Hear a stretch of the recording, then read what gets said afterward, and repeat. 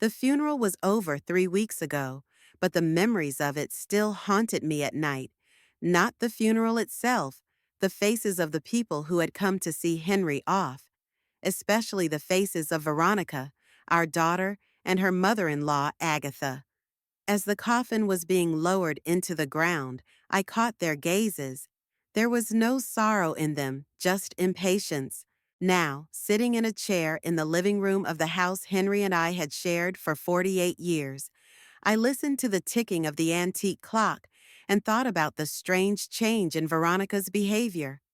In the 5 years before my father's death, she'd been in the house only once a month and not for long.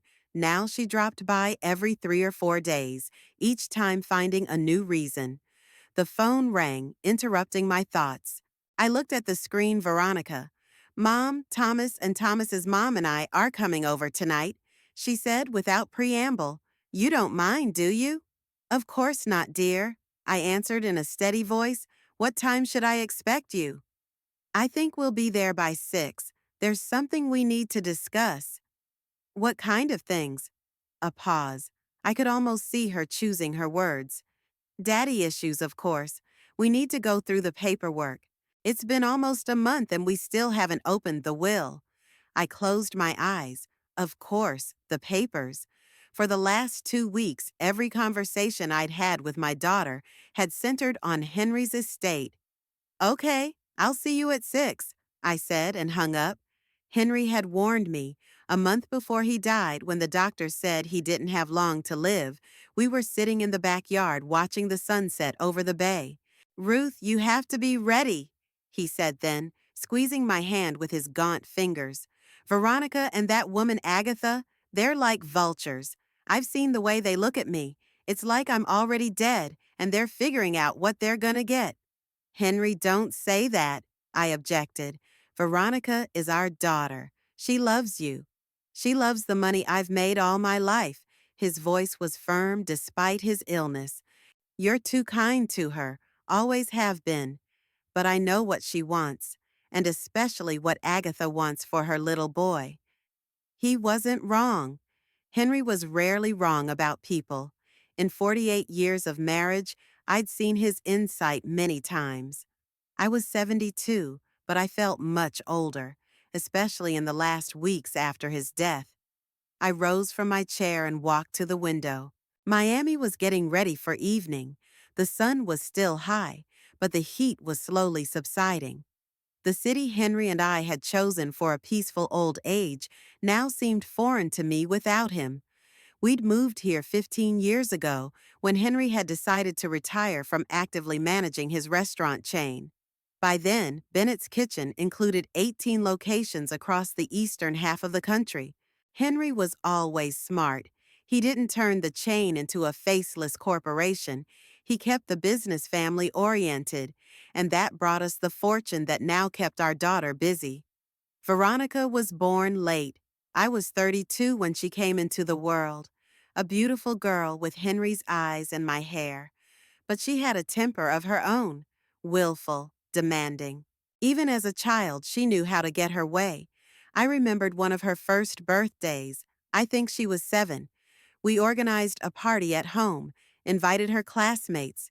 Veronica received many presents, but one of them, a teddy bear from a neighbor girl, she didn't like. "It's for little kids," she said loudly, throwing the toy away. I wanted a Barbie doll. The neighbor girl's face crinkled, ready to cry, but Veronica didn't even notice. Henry then took our daughter aside and said something to her at length. When she returned, she mumbled an insincere "thank you" and ran off to play with the other presents. "I'm worried about her," Henry told me then. "She doesn't see other people, only herself. That hasn't changed over the years." Veronica grew up to be a beautiful woman, educated at a prestigious college, and got a job at a fashion magazine. But all of her accomplishments have always come with financial support from us. "I need an apartment, Dad," at 25. "I need to get married, Dad," at 30.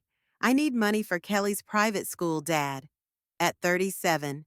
Kelly, our granddaughter, was the only light in this situation. She's 15 now, and not at all like her mother, serious, thoughtful. But we rarely saw her in recent years. Veronica always found reasons why Kelly couldn't visit her grandparents. Agatha Parker came into our lives when Veronica met Thomas, a short, always impeccably dressed woman with a sharp gaze and a fake smile. A former accountant, she had an almost religious reverence for money. And she immediately disliked Henry and me, though she hid it carefully. "The Bennets are such successful people," she said, tasting my apple pie at the first family dinner. "And my Thomas has always been so modest. He could use a little of your business acumen, Henry." Henry just nodded and smiled, but later told me, "That woman is after our money, and our daughter is going to help her." He was right. After the wedding, Veronica and Thomas began living the high life. An expensive house in an upscale neighborhood, 2 cars, vacations twice a year.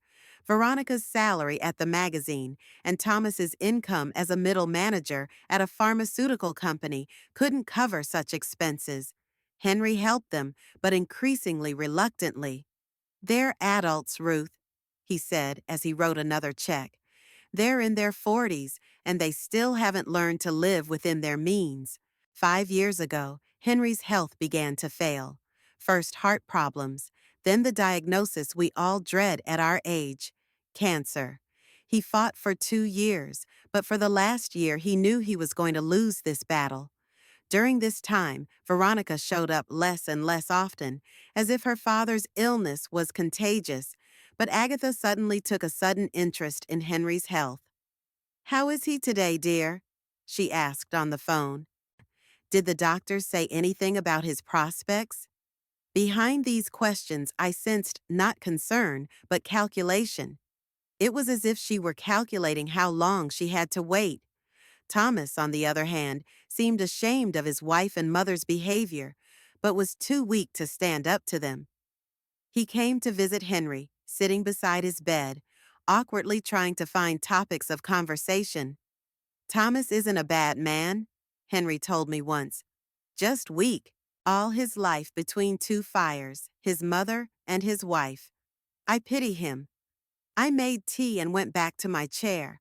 "They'll be here in an hour and a half, Veronica, Thomas, and Agatha.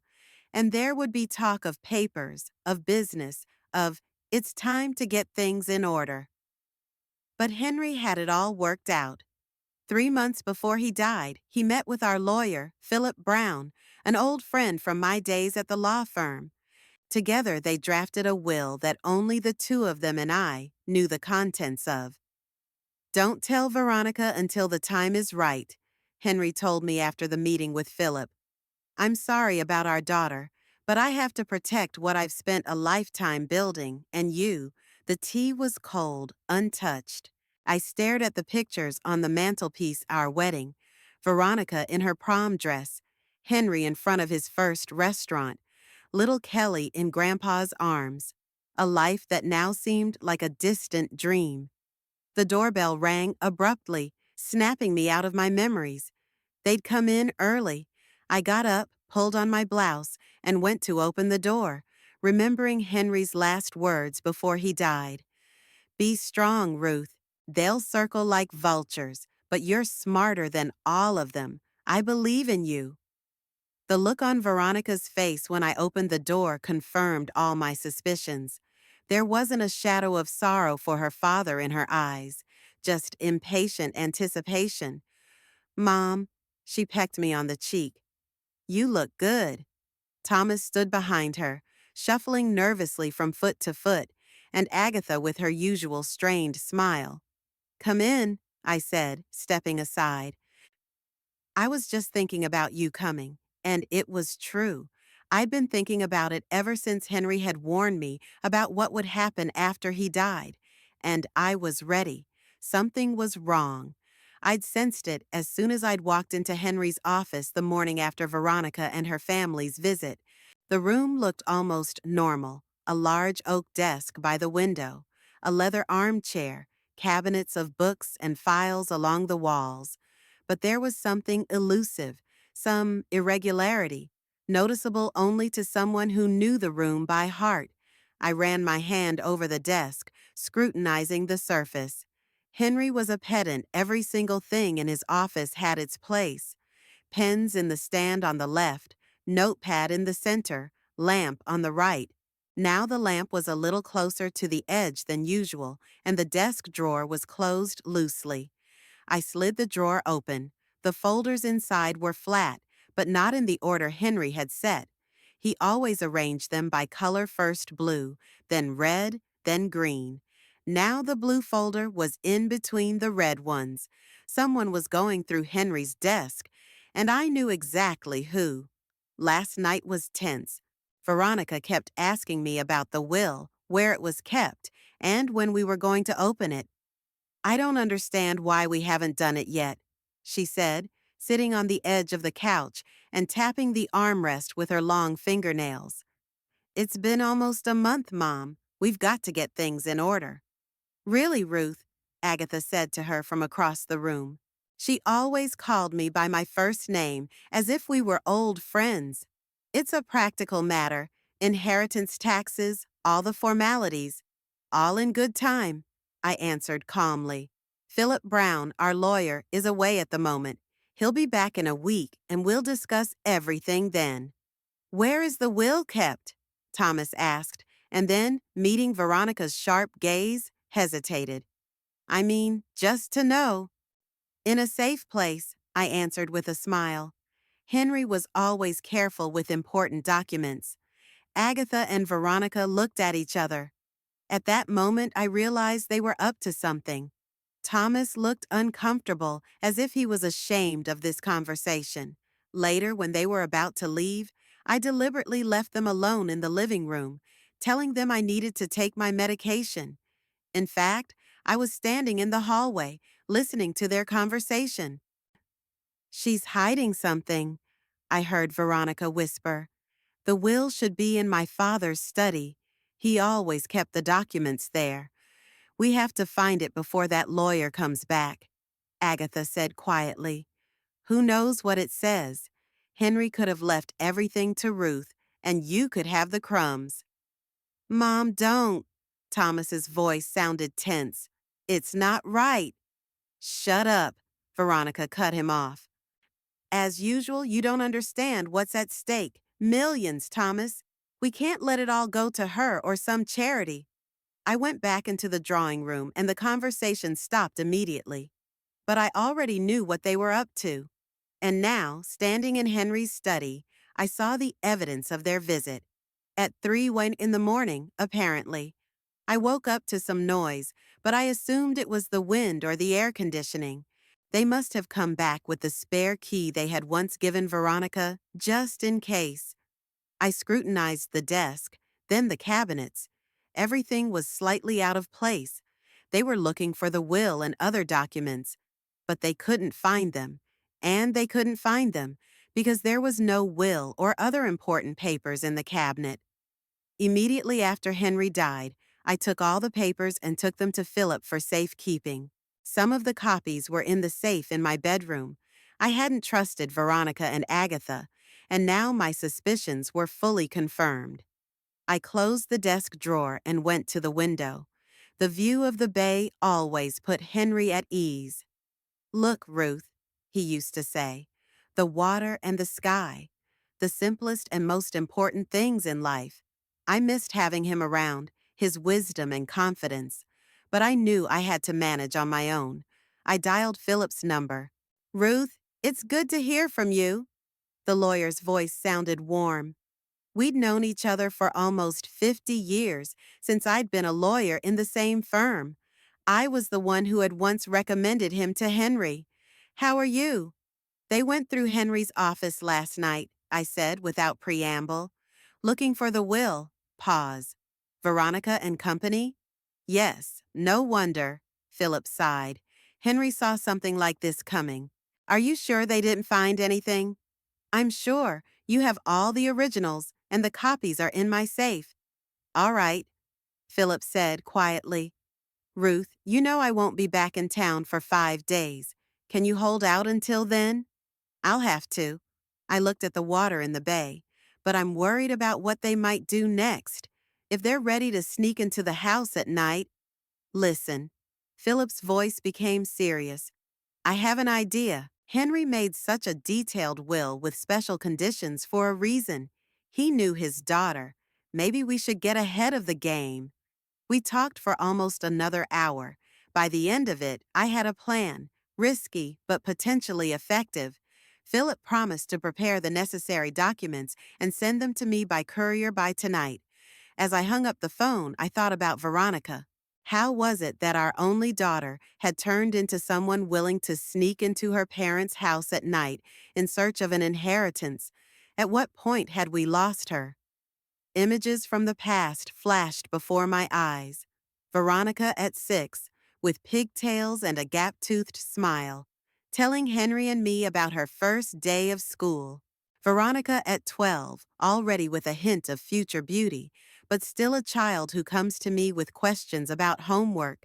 Veronica at 16, alienating, infatuated with herself and her friends, thinking her parents are old-fashioned and boring. I guess the turning point happened somewhere in high school. She was always sure that she was exceptional, popular, beautiful, surrounded by admirers. Henry and I tried not to spoil her, but we probably didn't stand up to her demands hard enough, especially when she learned how to play on our parental love and guilt about working hard. You never cared about me, she accused us at 18, when we refused to buy her a car more expensive than we could afford. You're always busy with your restaurants. It wasn't fair. Henry worked really hard building his restaurant chain, but he always made time for his family. I left the practice of law after Veronica was born and devoted myself almost entirely to her. But our daughter only saw what she wanted to see. College didn't fix the situation. She chose a prestigious institution with appropriate tuition, and we supported her. But instead of gratitude, all we got were new demands. For clothes, for travel, for an apartment. Then Thomas showed up. He was a quiet, polite young man who worked for a pharmaceutical company.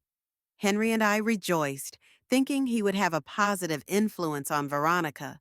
But instead, the exact opposite happened. Agatha coming into their lives only made things worse. I remembered the first time I met Veronica's future mother-in-law. We took them out to dinner at one of Henry's restaurants. Agatha looked around with an appraising eye, as if estimating the cost of furniture and dishes. "What a lovely place," she said, smiling her fake smile. "Must bring in a good income." Veronica was quick to pick up then. "Daddy, tell Agatha how you started and how much the whole chain is worth now." Henry deftly turned the conversation to another topic, but I saw Agatha and Veronica exchange glances. They'd been allies ever since. Agatha played on Veronica's weaknesses, her vanity, her greed, her desire for an easy life. And Veronica found in Agatha a support for her worst qualities that she would never have gotten from us. Poor Thomas was caught between two fires, his mother and his wife. Too weak to stand up to both, he simply drifted along, agreeing to everything they suggested. Their wedding was lavish and expensive. At our expense, of course. Agatha insisted on inviting everyone she knew, many of whom we were seeing for the first and last time. Henry paid for the banquet without saying a word. But that evening he said to me, "This is the last time, Ruth. I won't indulge Veronica's whims again. She's a grown woman, and if she wants to live like a princess, let her earn her own money." He kept his word. When Veronica asked for money for a new car a year later, Henry refused. The scandal was loud. Veronica screamed that we didn't love her, that other parents were helping their children, that she needed support. "We've supported you for 28 years, Henry told her calmly at the time. "Now it's your turn to stand on your own 2 feet." After that, Veronica didn't speak to us for 3 months. Then she showed up suddenly, as if nothing had happened, and announced that she was pregnant. Henry softened. The prospect of becoming a grandfather melted his heart. He started helping them again, paying for health insurance, buying everything they needed for the baby, making a deposit in the name of a future grandson or granddaughter. Kelly was born. A beautiful, smart little girl, so unlike her mother. Henry adored her. He took her fishing, read her books, told her about the stars. Veronica and Agatha tolerated it because along with their love for their granddaughter came financial support.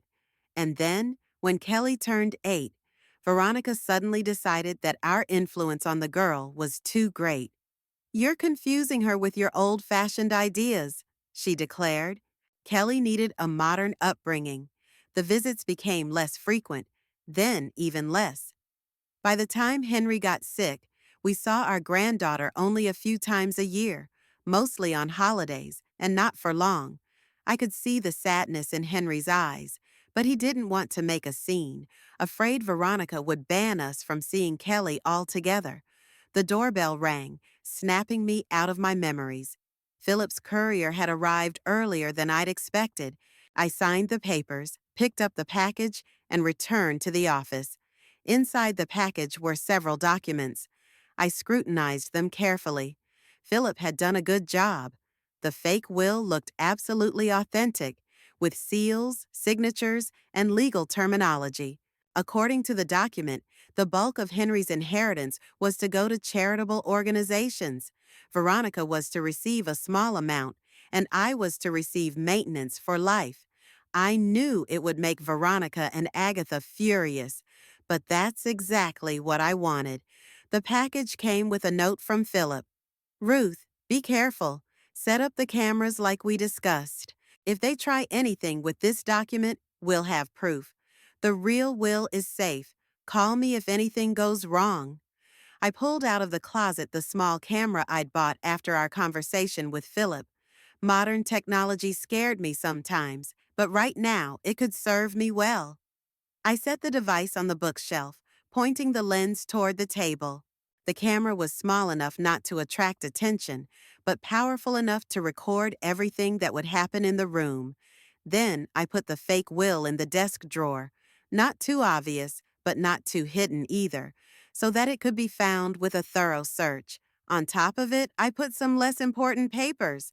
The real will was in the safe in Philip's office, and a copy of it in my personal safe, as well as in a safety deposit box. Henry was always careful when it came to important documents. The real will was quite different from the fake one. It had a special clause that Philip and I discussed today. If any of the heirs tried to contest the will, or even destroy it, they were automatically disinherited. I looked at the camera, then at the table with the filed document. The trap was ready. Now all we had to do was wait for Veronica and Agatha to fall into it. I left the office, closing the door tightly behind me.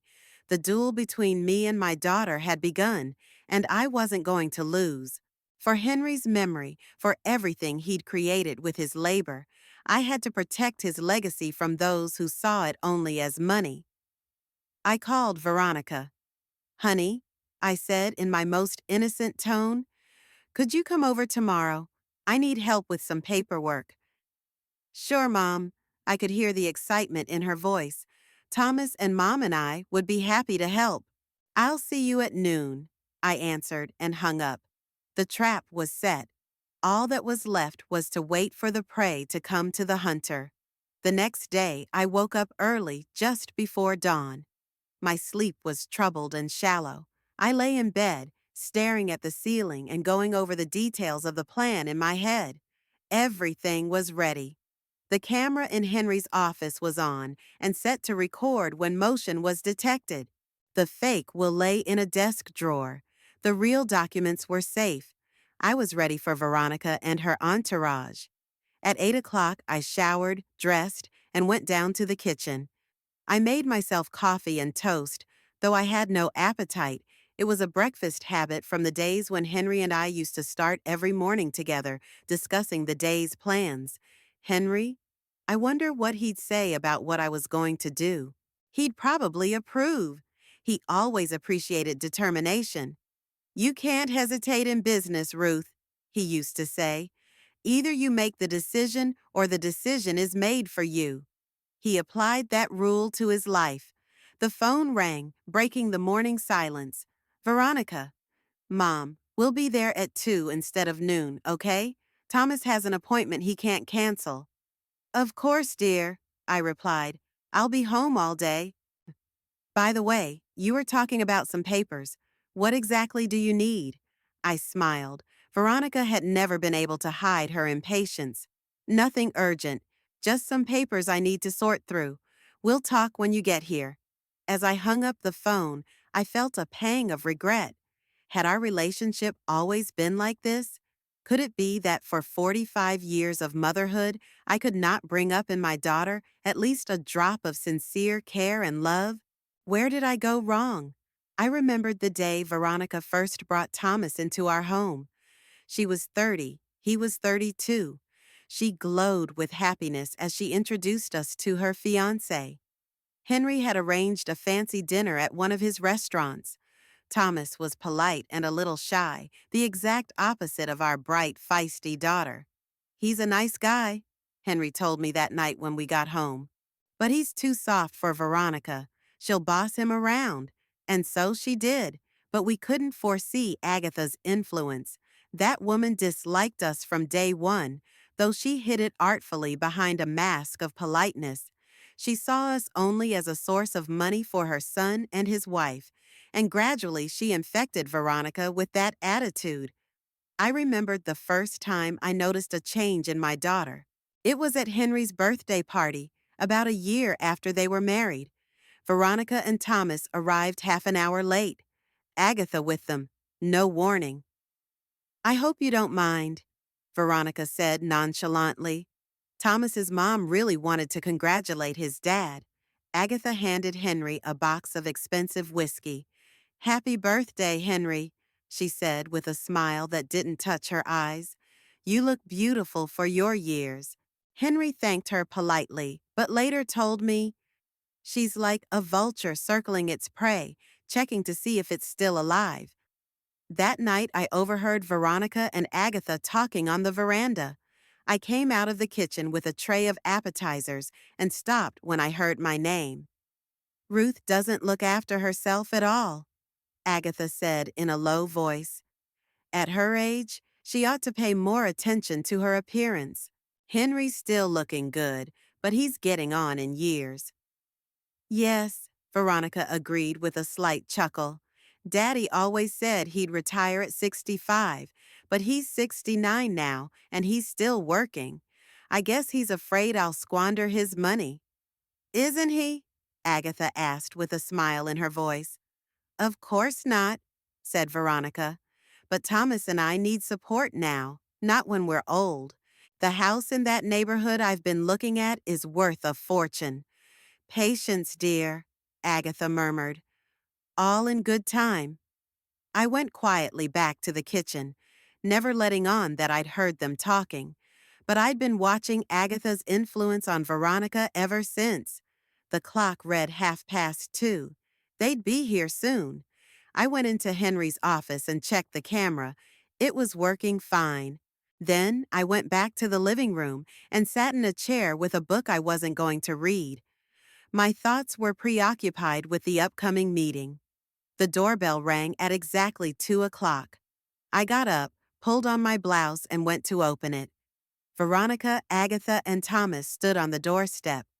Veronica was dressed too smartly for a normal visit to her mother's silk blouse, expensive pants, high-heeled shoes.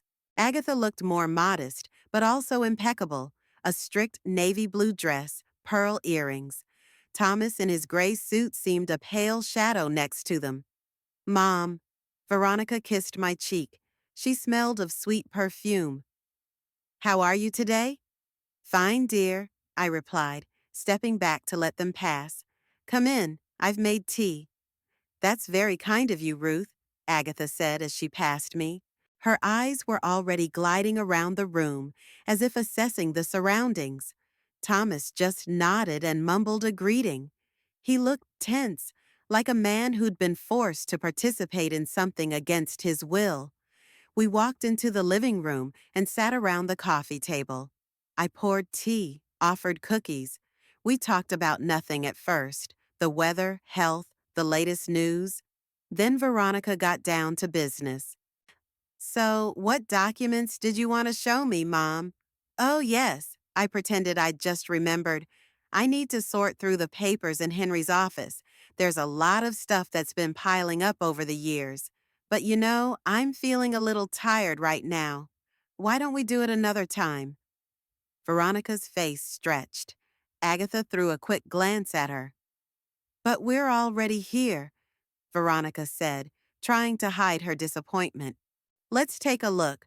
The three of us can get through this in no time. You're probably right. I got up slowly. Then let's go to the study. We went into Henry's office. I kept deliberately close behind, watching Veronica and Agatha's reactions.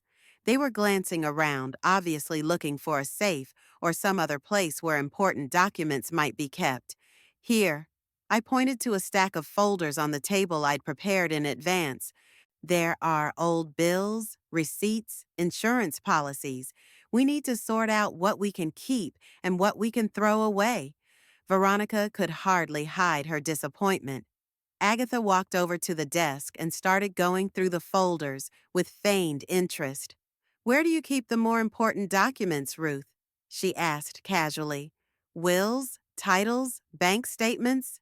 Someplace safe, I answered evasively. Henry was always careful about that sort of thing. Veronica and Agatha exchanged glances. Thomas stood by the bookcase, clearly feeling out of place. You know what? I said, feigning sudden fatigue. I really don't feel well. I'm gonna go lie down for a while. You guys start without me, okay? Sure, Mom, Veronica agreed immediately. Get some rest. We can handle this ourselves. I left the office and closed the door behind me. But instead of going up to the bedroom, I went quietly into the small room next to the study, which had once served as a pantry. From there, through an inconspicuous door, usually covered by a bookcase, she could see what was going on in the study. Henry had made this secret passage years ago when he remodeled the house. Just in case I had to sneak out of a business meeting unnoticed, he joked. I'd never used it before, but now it came in handy. Through the small gap between the door and the jamb, I could see everything that was going on in the office. I also turned on the app on my phone linked to the camera so everything would be recorded. As soon as I stepped out, Veronica and Agatha visibly perked up. They looked at each other, and then Veronica went to the door and listened. I think I went upstairs, she whispered. Agatha nodded and immediately went to Henry's desk. She began opening the drawers one by one, unceremoniously going through the papers. Look for the will, she commanded. It should be in here somewhere. Thomas shifted uncomfortably from foot to foot. Maybe we shouldn't, he said quietly. It's not nice to go through other people's things. Don't be an idiot, Veronica cut him off. It's not someone else's stuff. It's my father's, and I have a right to know what will happen to his inheritance. She went to the bookcase and started to check if there was a hiding place behind the books. Agatha, meanwhile, continued to methodically search the table. Suddenly, she froze, pulling something out of the bottom drawer. Found it, she whispered triumphantly, picking up a folder labeled Will. Veronica was immediately at her side. She snatched the folder from Agatha's hands and opened it. Both women leaned over the document, running their eyes quickly over the lines. Their expressions changed from curiosity to disbelief, then to shock, and finally to rage. It can't be, Veronica hissed. He left almost everything to charity. I only get 10%. Agatha snatched up the document and read the text herself. Some kind of children's fund, a cancer fund, a homeless fund. She listed with increasing indignation.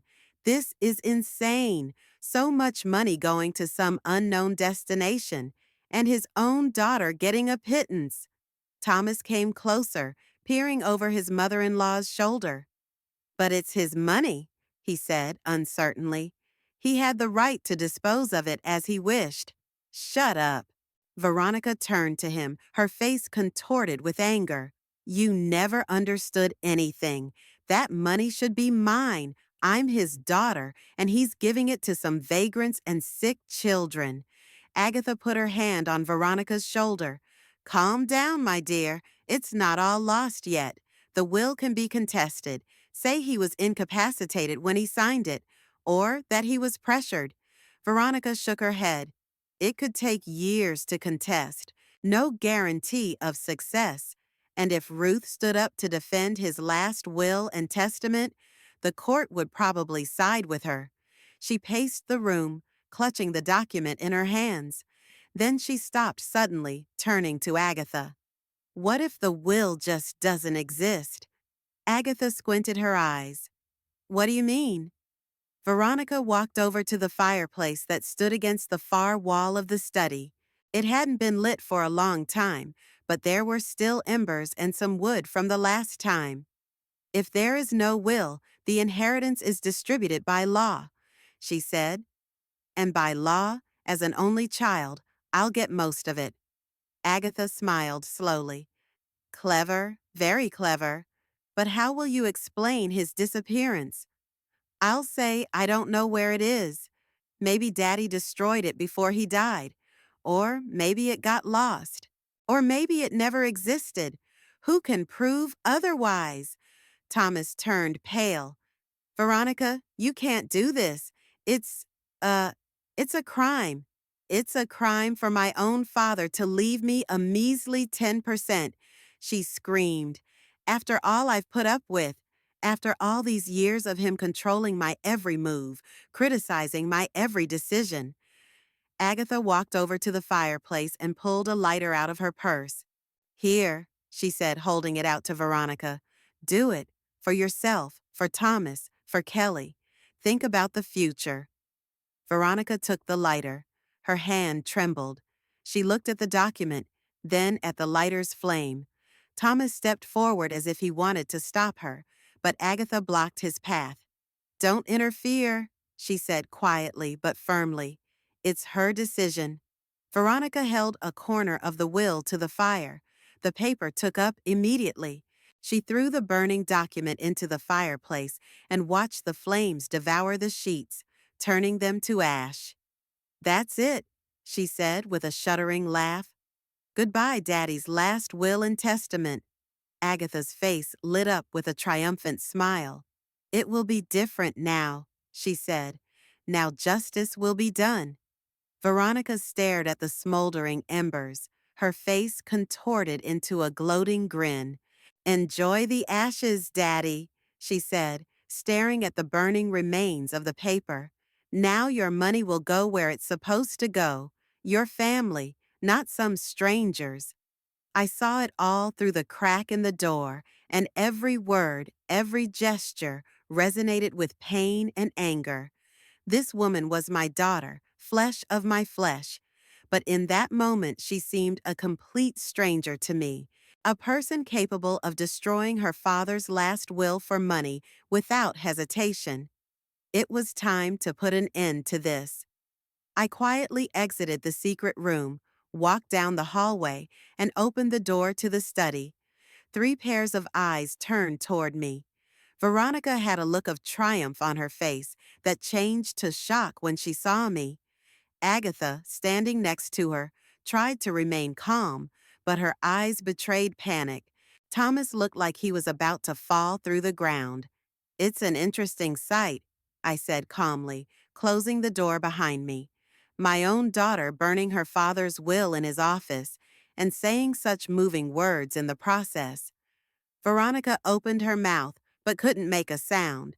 Agatha was the first to come to her senses.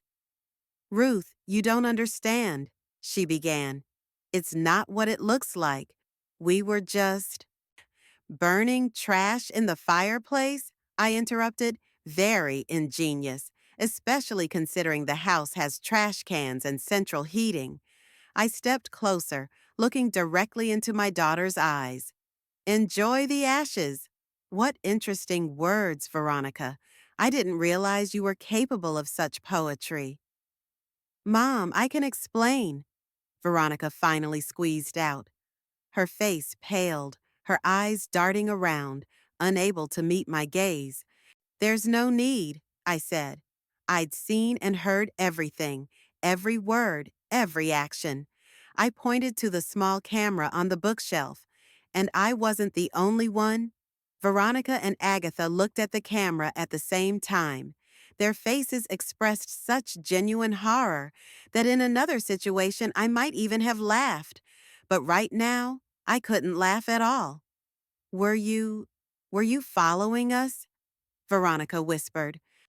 I was protecting your father's last will, I answered, who, as it turns out, was right about you to the last word. Agatha stepped forward, trying to take control of the situation. Look, Ruth, let's talk like adults. I'm sure we can come to an agreement that we can all agree on. I looked at her with cold contempt. An agreement?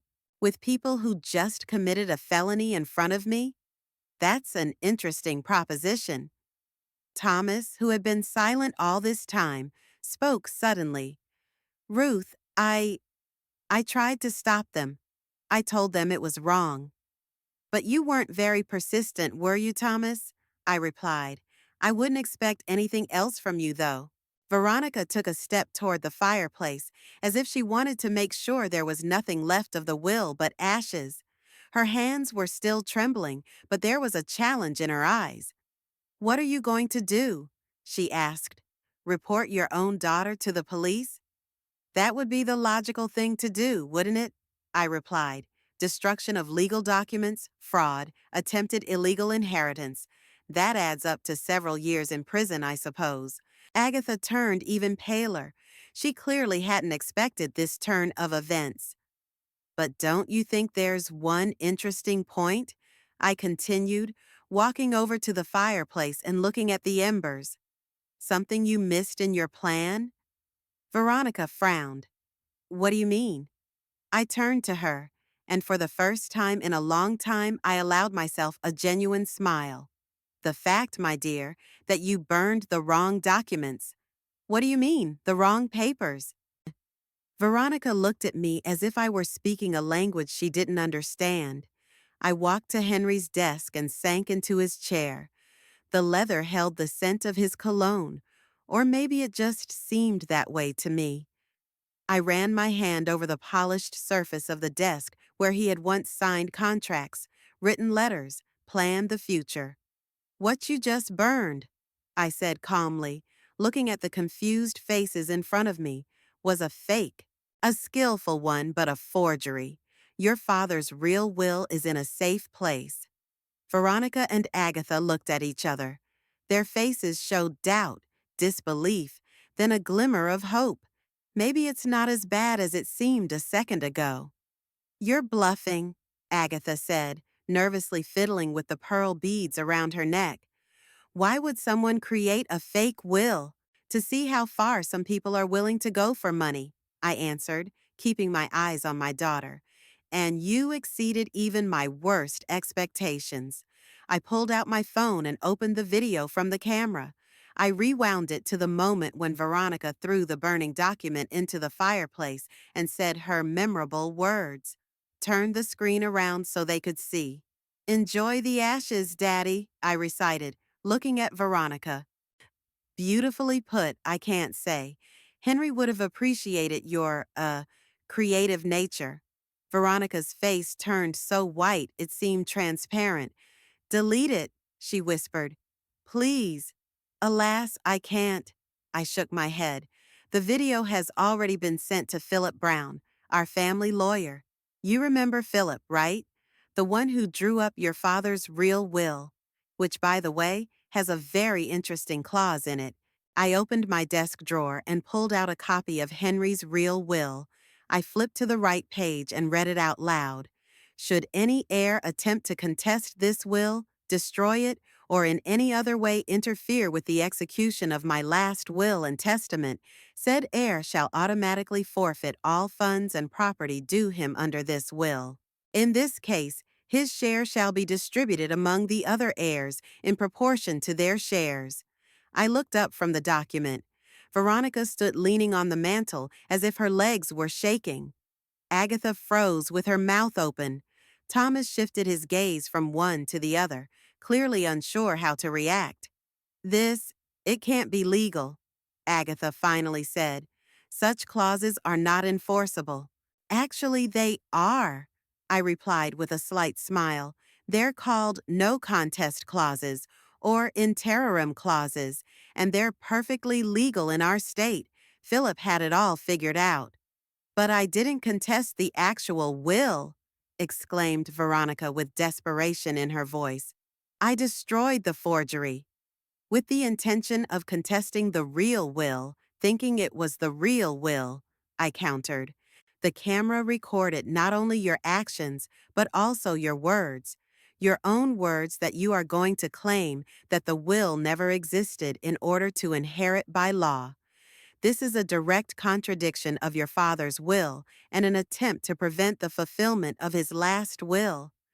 Agatha took a step forward. Listen, Ruth.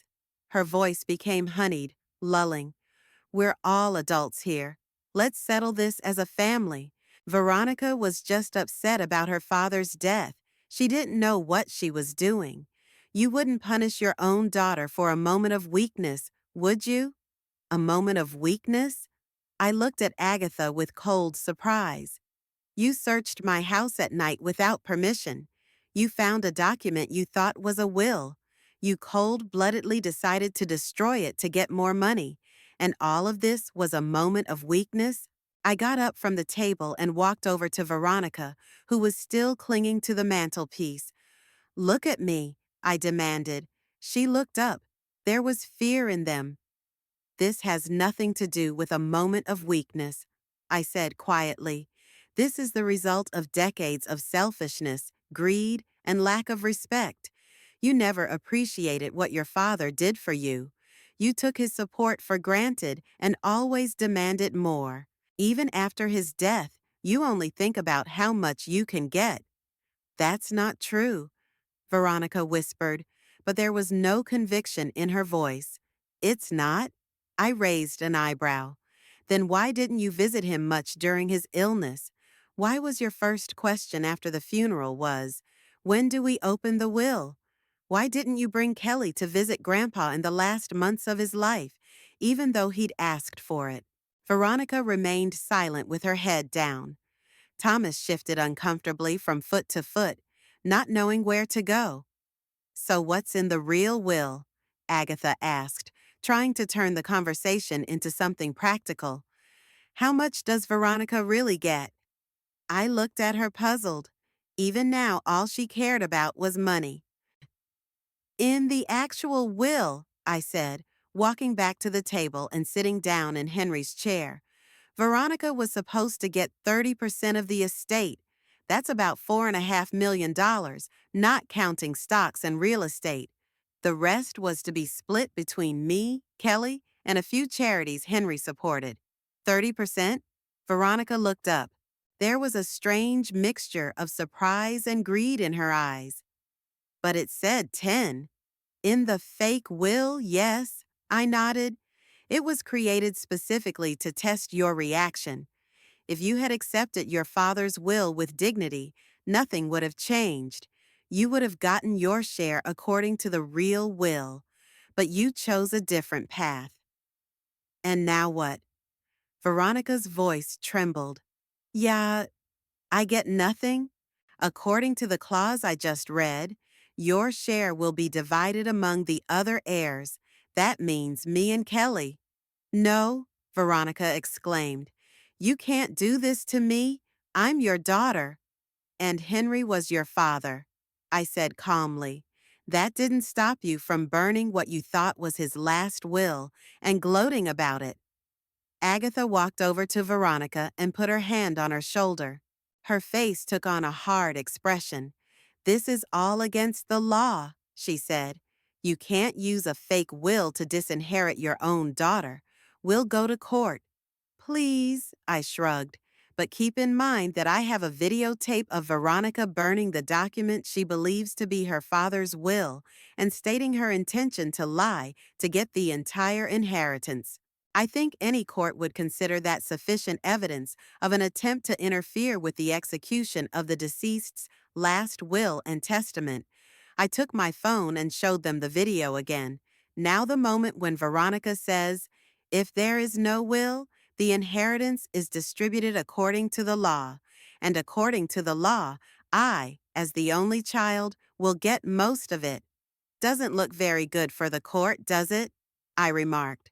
Especially since the whole thing took place in the deceased's house, in his study, by the fireplace, where his daughter was burning what she thought was his will. Veronica sank into a chair, hiding her face in her palms.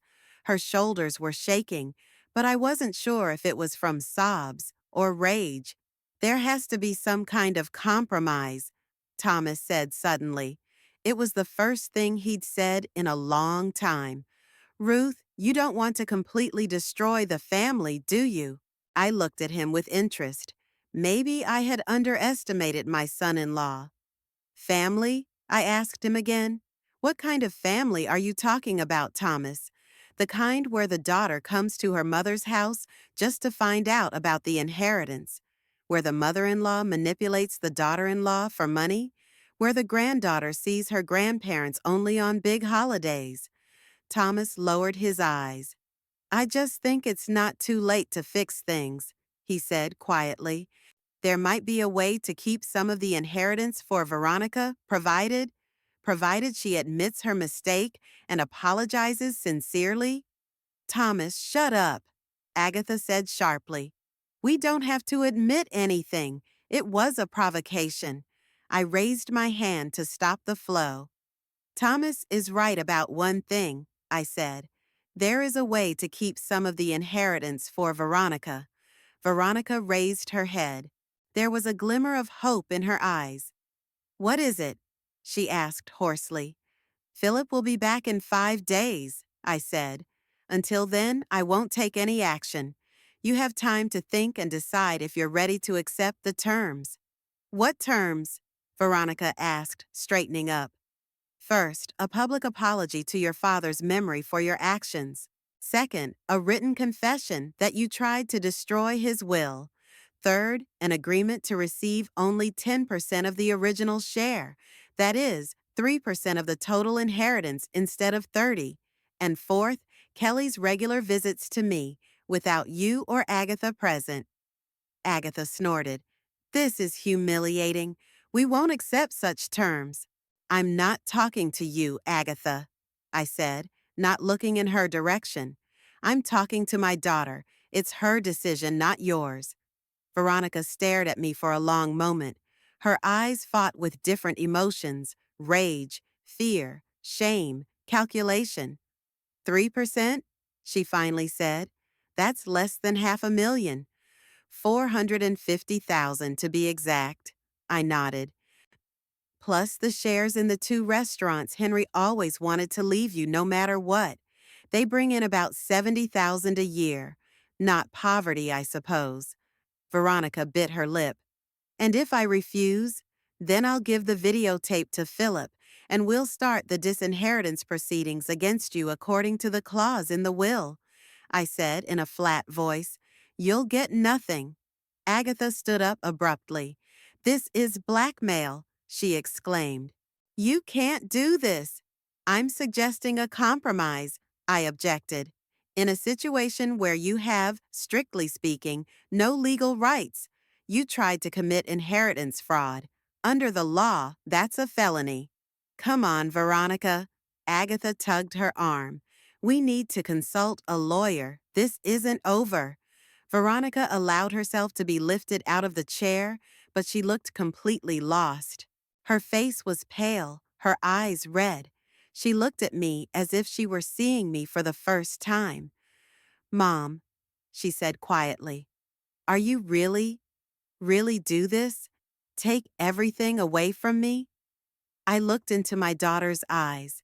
Somewhere deep inside, the flame of a mother's love was still burning, but now it was almost invisible behind a thick layer of disappointment, pain, and fatigue.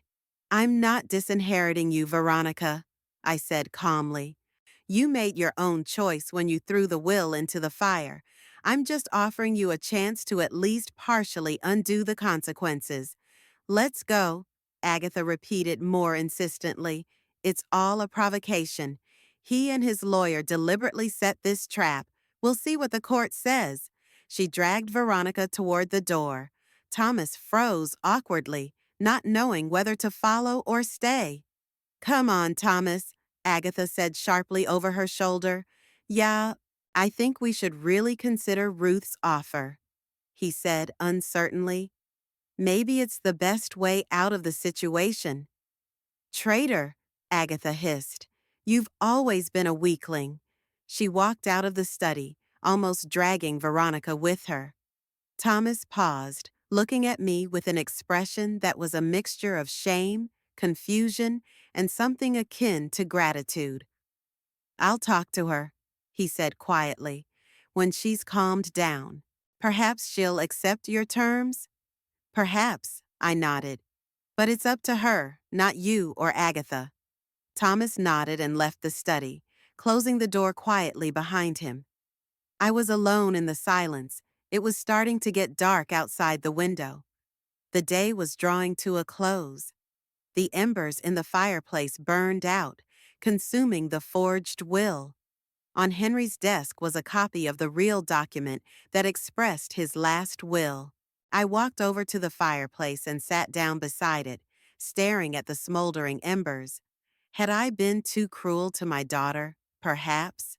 But Henry had always taught me that some lessons had to be cruel to be effective. I remembered his words, spoken shortly before his death. Don't let her trample everything I've created, Ruth. She must realize the cost of her actions. I got up and went to the window. Miami was getting ready for evening. The lights were on in the houses. The street lamps were on. Somewhere out there now, Veronica, Agatha, and Thomas were discussing what had happened. Was Veronica trying to realize her mistake, or was she already planning how to challenge my actions?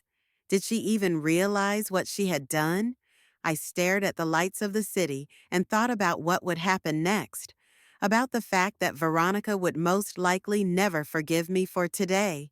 That our relationship, already complicated as it was now probably ruined forever. But I didn't regret my actions. Henry deserved to have his last will respected. And Veronica deserved a lesson that might make her finally grow up and realize the value of her actions. I closed my eyes and Henry's face came into view, the way it had been so many years ago, when we were young and hopeful.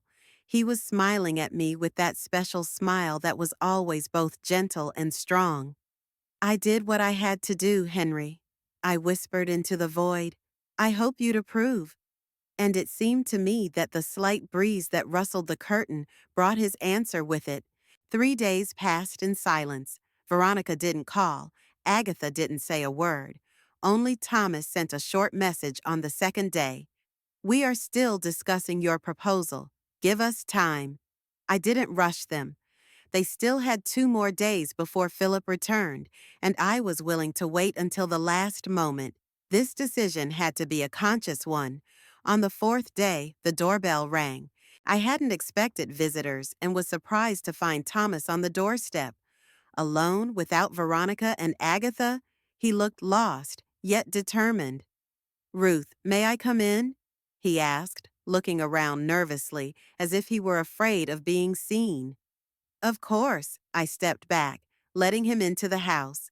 Does Veronica know you're here? Thomas shook his head. No, she thinks I'm at work. We need to talk. I led him into the living room and offered him tea, but he declined. He sat on the edge of the sofa with his hands clasped together and was silent for a while, collecting his thoughts. Ruth, I want you to know, he began at last. I didn't support the plan to burn the will. I was trying to stop them. Not very actively, I said, sitting down in the chair across from him. But I could see that you were against it. I've always been too weak to stand up to Veronica and Mother, Thomas said with sudden bitterness. All my life between them, like between two fires. He looked up, and I saw something new in his eyes, a determination I'd never seen before. But this is about the future of my family, my daughter, and I can't stay silent any longer. What's going on, Thomas? I asked him bluntly. He took a deep breath. After that day, Veronica and my mother went crazy. They've called 3 lawyers already, trying to find a way to contest the will or get the videotape overturned. They're making plans to prove that you and Philip organized the provocation. Veronica was even talking about claiming that you put something in her tea that made her act out of her mind. I shook my head. Even now, Veronica couldn't admit her guilt, preferring to look for workarounds. And what did the lawyers say? I asked. That there's almost no chance, Thomas answered with a wry smile. The videotape is too unambiguous. Besides, Henry had the right to dispose of his property as he saw fit. But they wouldn't give up. He was silent for a moment, then continued. Ruth, I'm here because I want to know the whole truth. What was really in Henry's will? I mean, the full picture, all the terms. I looked at him carefully, trying to figure out what was behind the question.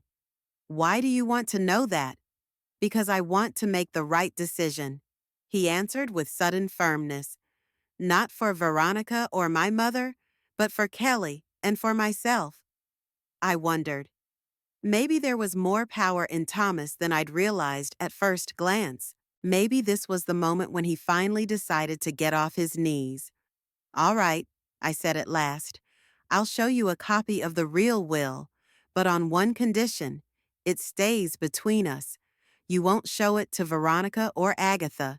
You won't take pictures or copies of it. Thomas nodded. I agree. I went up to my bedroom and took a copy of Henry's will out of the safe. Back in the living room, I handed the document to Thomas. Read it, I said, and ask questions if you don't understand. Thomas scrutinized page after page, sometimes frowning, sometimes raising his eyebrows in surprise. When he finished, he looked up.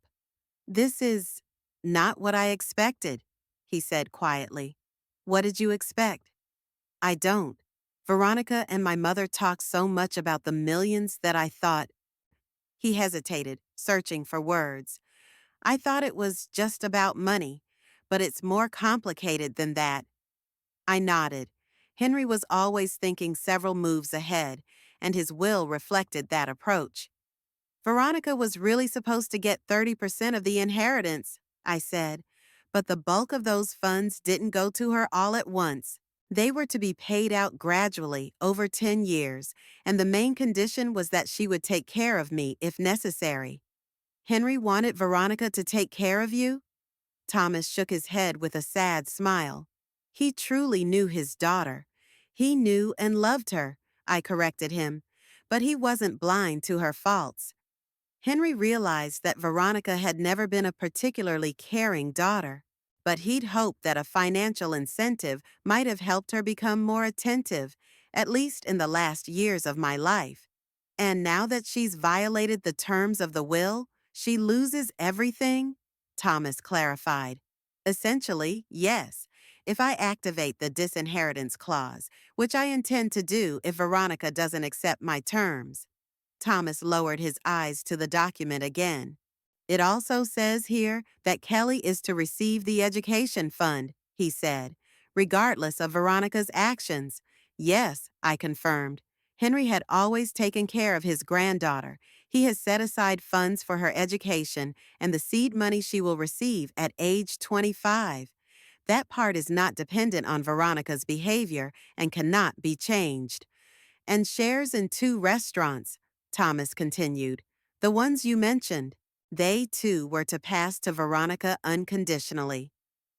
That's right. Henry started with those 2 restaurants. He always said they were special, that they were the foundation of everything he'd built. He wanted them to stay in the family no matter what. Thomas set the document aside and rubbed his face with his hands. You know, I've been thinking a lot these last few days, he said quietly. About my life, about our relationship with Veronica, about my mother's influence. And I've come to some not very pleasant conclusions. I looked at him with interest, waiting for him to continue. He stood up and walked to the window, looking out at the street, as if gathering his thoughts. When I met Veronica, she seemed like everything I could have dreamed of, he said without turning around. Beautiful, confident, with bright prospects. I fell in love immediately. I was flattered that such a woman would pay attention to me. He turned to me with a bitter smile. But I realize now that she chose me precisely because I was convenient, never argued, always agreed, let her and my mother make all the decisions. The perfect puppet. Thomas. No, Ruth, let me finish. He held up his hand. I have to say it. All my life, I've gone with the flow. I've done what my mother said, then what Veronica said. Never had an opinion, an attitude, and that's where it got me. To what? I asked. To the fact that my wife and my mother are now planning how to cheat the court and get money they're not entitled to. That my daughter is growing up in an atmosphere of greed and lies. To the fact that I myself live in constant fear of doing something wrong, of displeasing them. He spoke with such bitterness that I felt sorry for him. Thomas wasn't a bad man, just weak, as Henry often said. Last night, Thomas continued, I overheard Veronica and my mother talking. They were discussing how they could divorce me without me getting any of the inheritance if Veronica inherited it. I couldn't hide my surprise. Are you sure? Positive? They spoke of me as a nuisance. Veronica said I was always too soft and indecisive, and my mother said that maybe it was time to find someone more suitable. He sank back down onto the couch, clenching his hands so hard his knuckles turned white. And you know what the worst part is, Ruth? I wasn't shocked. Somewhere deep down inside, I'd always known I was just a tool to them. Comfortable, compliant, no questions asked. I'm sorry, Thomas, I said sincerely. No one deserves to be treated like this. It's not about pity. He shook his head. It's that I've finally seen reality for what it is. And now I have a decision to make. And what are you going to do? I want Veronica to accept your terms, he answered firmly. It's the only reasonable way out. 3% of the inheritance and restaurant stock is more than we deserve after what happened. And I want Kelly to see more of you, without Veronica and my mother's influence. And if Veronica doesn't agree? Thomas hesitated for a moment, then said quietly but firmly, Then I'll take Kelly and leave her. I couldn't hide my surprise. I hadn't expected this. Are you serious? Absolutely. He straightened up, and there was a determination in his usually soft features. I can't live like this anymore, Ruth. These days since that incident in the study have opened my eyes. Veronica and my mother, they'll never stop. They'll never have enough. They'll always look for ways to get more, even if it means stepping over their own conscience. I don't want Kelly growing up in that kind of environment. And you're willing to go up against Veronica and Agatha? Yes, he said, and I believed him. For the first time in my life, I feel like I have to make a decision for myself, not out of fear or convenience, but because it's the right thing to do, for Kelly and for me. I looked at Thomas with growing respect. Maybe Henry was right when he said there was a hidden strength in his son-in-law that would show itself one day. I've already begun to act, Thomas continued, and there was a new note of confidence and calm in his voice. I met with the lawyer yesterday. I told him the whole situation. He agrees that Veronica has no chance in court against you. And what did he suggest? He said that given the videotape and other circumstances, I have a good chance of getting custody of Kelly in the divorce. especially if we could prove Veronica was creating an unhealthy home environment. And the divorce conversation I overheard is an additional argument in my favor. Are you sure you want to go down this road? I asked. Divorce, custody battles are hard on everyone, especially the child. I don't want to hurt Kelly, Thomas replied.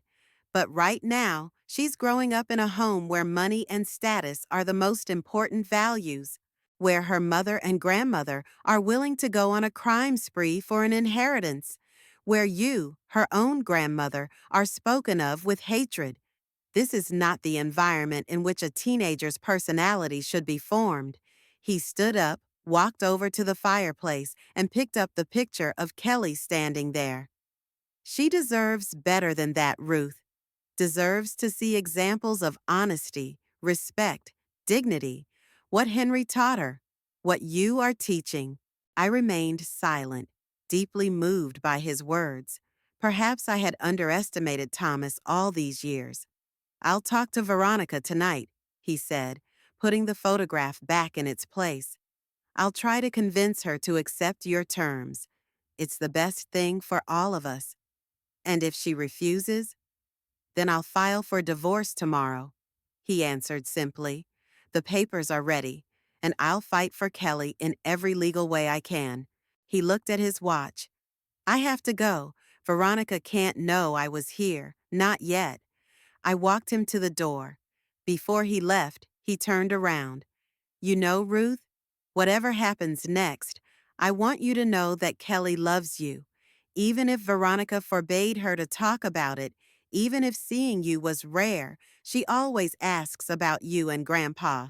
And I will do everything I can to make sure she can see you more often. Thank you, Thomas, I said, feeling a lump come up in my throat. It means a lot to me. After he left, I sat in the living room for a long time, thinking about our conversation. The day was drawing toward evening. The light was getting softer, the shadows longer. The house was quiet, only the ticking of the antique clock breaking the silence. I thought of Veronica, about the little girl with pigtails who had once shown me her drawings with delight, about the rebellious teenager who thought her parents were hopelessly outdated, a young woman who believes the whole world should be at her feet. Where and when did I lose my daughter? At what point did money and status become more important to her than family and integrity? I remembered Henry's words shortly before he died. Don't blame yourself, Ruth. We did the best we could, but every man ultimately chooses his own path. That evening, the phone rang, Veronica's number. I answered, preparing myself for another round of anger or manipulation. Mom, her voice sounded strained. We need to talk. We'll be there tomorrow morning, all three of us. Okay, I said. I'll be waiting. She paused. I want you to know that I've made a decision about your proposal. What is it? You'll find out tomorrow, she said, and hung up. I put the phone down on the table next to my chair and looked out the window. It was getting dark outside. The city lights were on. Something was going to happen tomorrow, and I didn't know what to prepare for.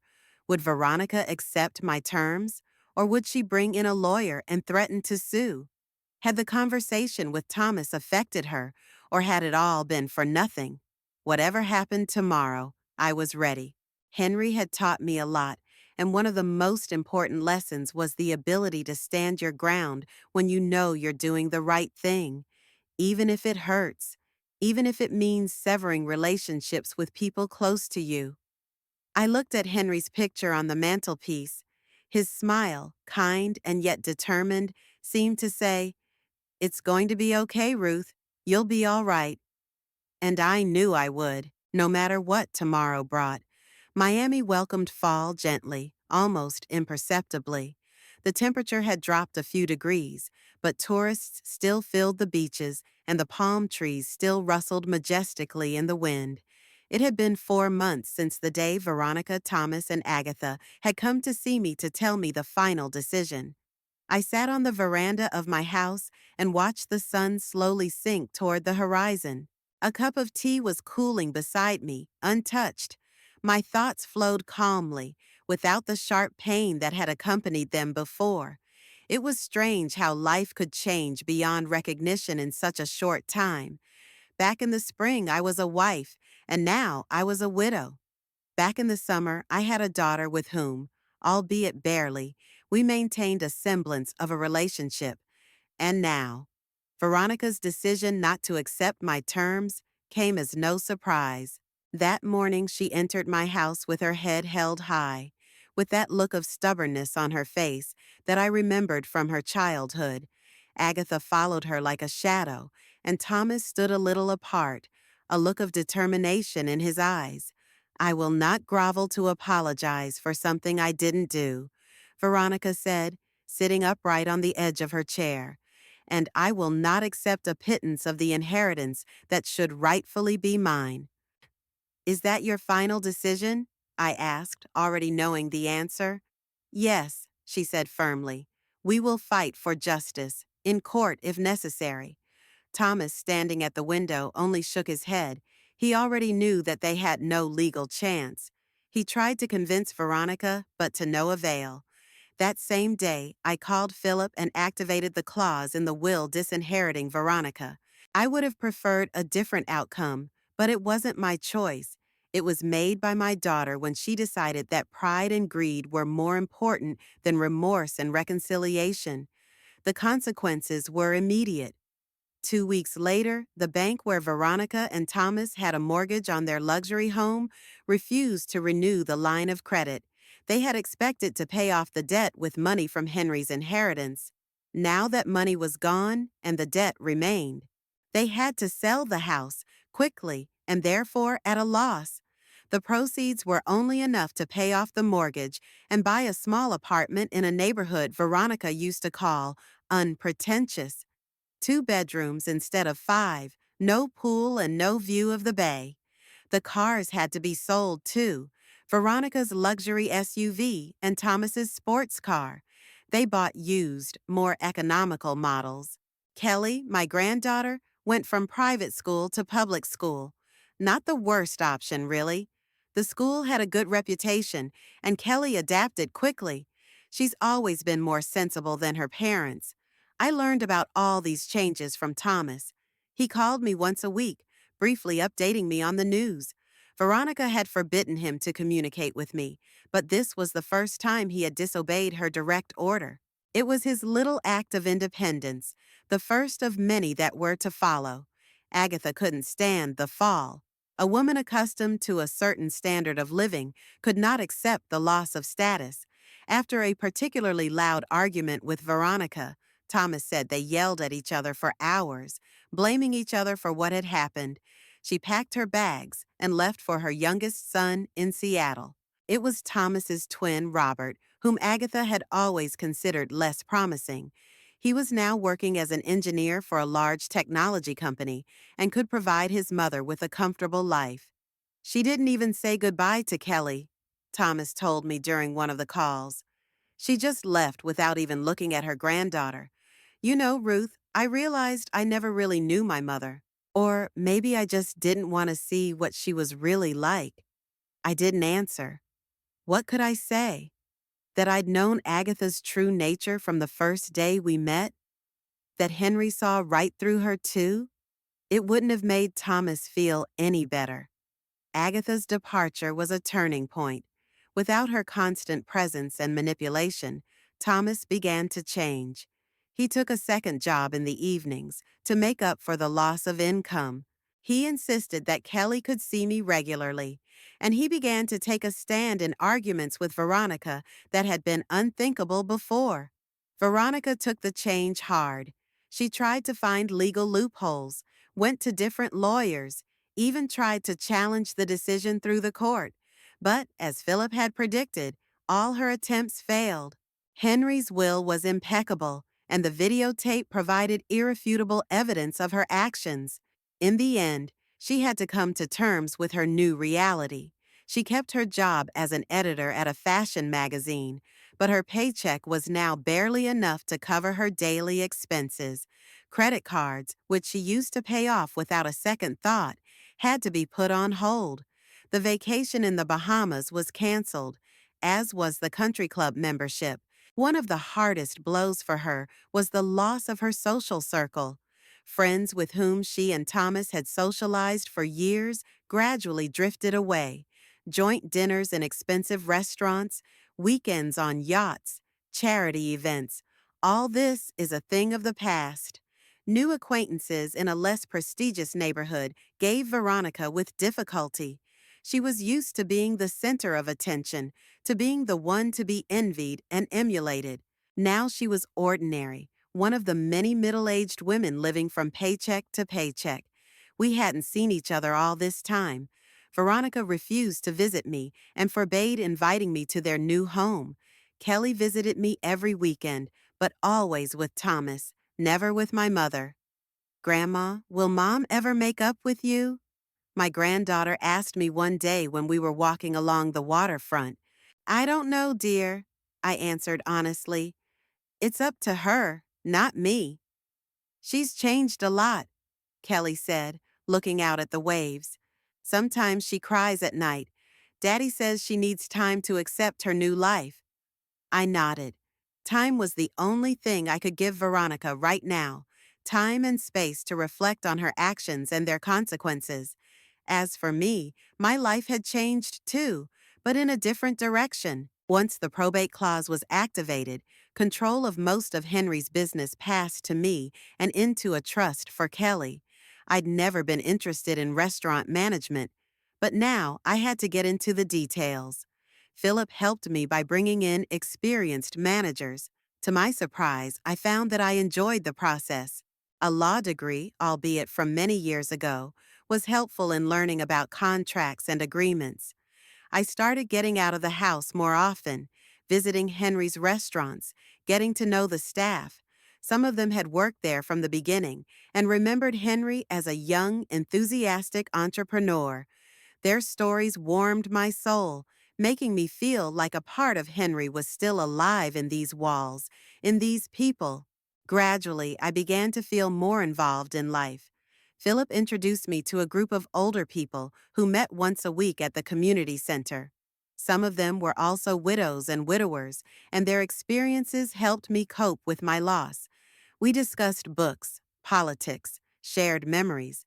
Sometimes we went to the theater or concerts together. Once I even agreed to go with a group on a day trip to the Everglades. Henry loved that place.